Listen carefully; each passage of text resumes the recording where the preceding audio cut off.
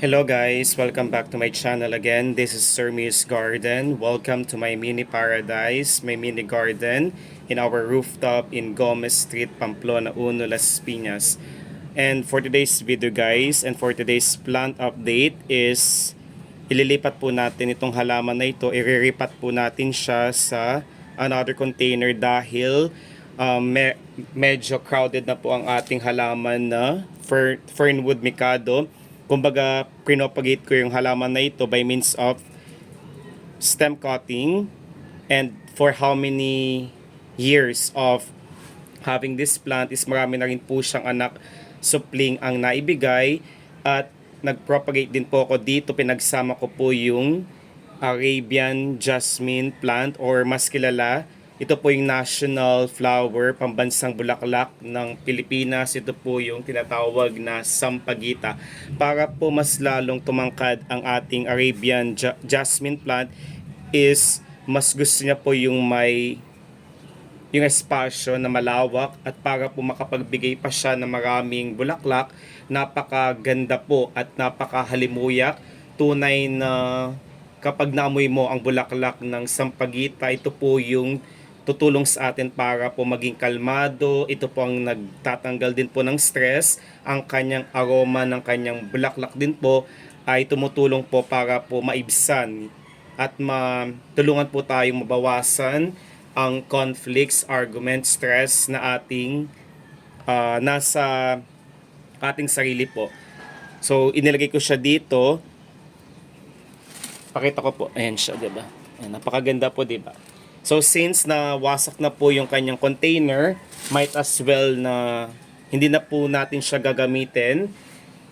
At yung aking Fernwood Mikado guys is marami na po siyang mga babies sa palibot ng kanyang propagated na tangkay or stem. So, gumamit po tayo ng scissors.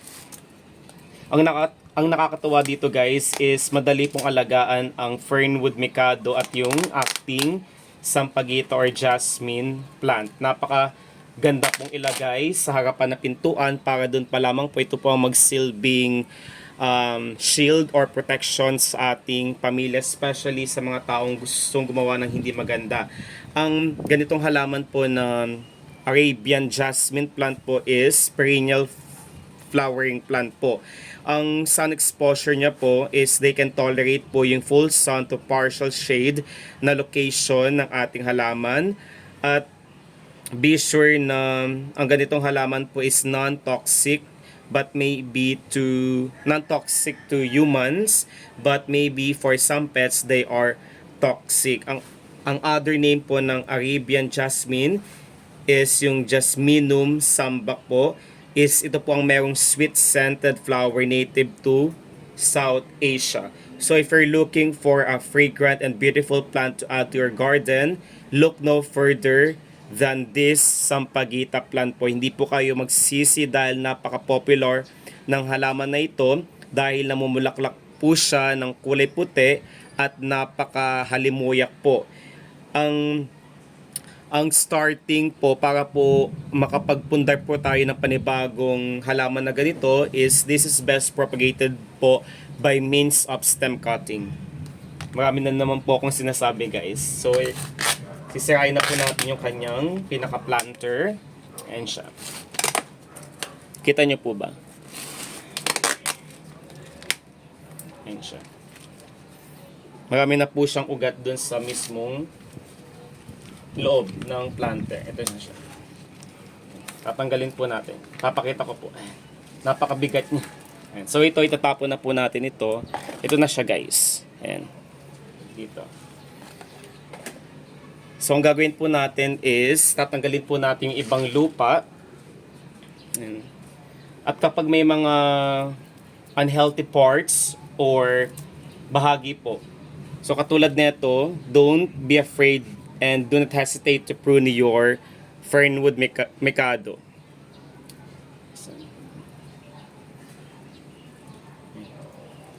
Hanapin natin siya. So itatagtag po natin. Ayan. Hanapin po natin yung pinakahalaman ng ating na ating Arabian jasmine plant. Tagtag po natin para po yung ibang lupa po para po malaglag po siya. Ang bango-bango ng aroma ng jasmine na ito. Dahan-dahan lang po. Kita niyo po ba?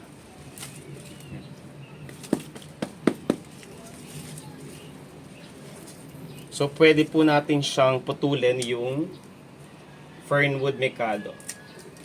Ito siya. Ito yung pinaka-mother plant niya. Ayan. Diba? Ang ganda. Tatabi po natin ito. Then dito, ayan. Ito siya. Then dito din po. Ayan. So, since nahila po natin, this is also propagated by means of stem cutting or yung mismong pinakabuong halaman po is isama po natin siya. Ayan. Ito siya. Ayan. Tatabi natin siya. So ito guys, ito na yung pinaka natin, sampagita. So ililipat po natin siya into dun sa pinaka malawak na container po. So isa rin po sa mga dapat natin consider yung lupa na gagamitin po natin para sa ating sampagita dahil gustong-gusto niya po yung moist na lupa. Combination po siya ng rice hull, coco peat, vermicast, loam soil, garden soil, at yung mga puting marka po is yun po yung tinatawag na powderized eggshells. Kung magluluto po tayo ng mga recipe, putahe na may itlog, yung pinagbalatan po is ipupulbos po natin siya, gagawin po natin siyang powder, at yun po ang gagawing organic fertilizer para sa ating halaman. Lahat po ng halaman ay magandang lagyan ng powderized eggshells dahil yun po ang tutulong sa ating sa lupa na ating gagamitin para maging buhaghag, fertile po. So kunin po natin yung paglilipatan po yung planter na ito. Ito siya.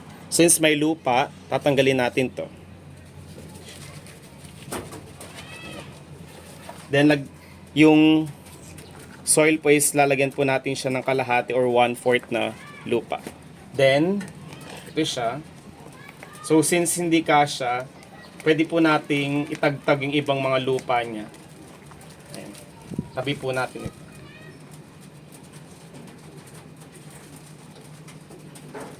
Or if you want guys, kung meron po kayong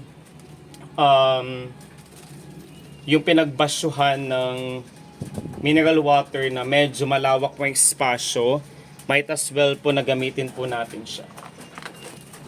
I think this is enough. So kasya na siya dito. Hindi pa din. So bawasan po natin dito. Dito siya. So, magkasya na po yung halaman nating jasmine. So, lalagyan na po natin siya ng soil. Nagkamay na po ako guys para po mas madali po natin siyang ilipat. Then, lagyan po natin siya ng slightly pressure po para po maging intact yung soil sa mismong plant at yung sa mismong paso. Ito na siya.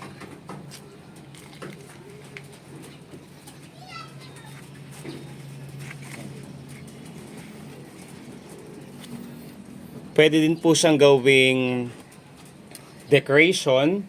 So, gawing lucky charm ang halaman na ito.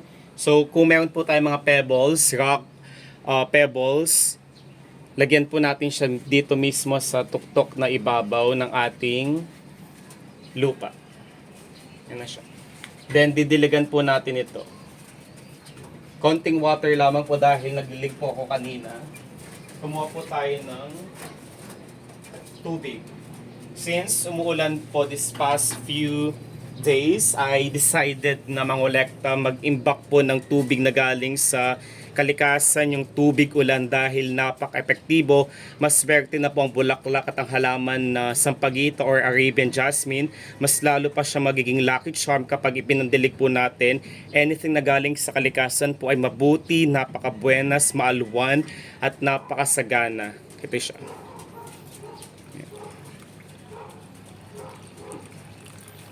Then ilalagay ko siya doon sa mismong indirect sunlight location na mayroong indirect sunlight.